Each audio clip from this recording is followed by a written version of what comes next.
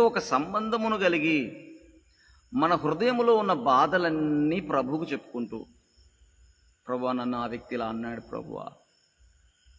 ప్రభువా ఈ విషయం జరిగింది ప్రభువా, ఈరోజు ప్రభువా ఈ విషయం చేయమంటావా ప్రభువా అని నీ యొక్క ఇన్నర్ మ్యాన్, అంతరంగ పురుషుడు ఓపెన్ అప్ అయ్యి ఎప్పుడైతే తండ్రితో సంబంధము కలిగి మాట్లాడటం ప్రారంభిస్తావో,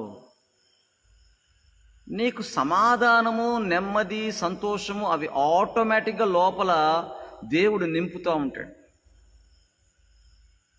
అప్పుడు నువ్వు ఏ విధమైన భౌతికమైనటువంటి వాటికి నువ్వు ప్రిఫరెన్స్ ఇవ్వనేవో.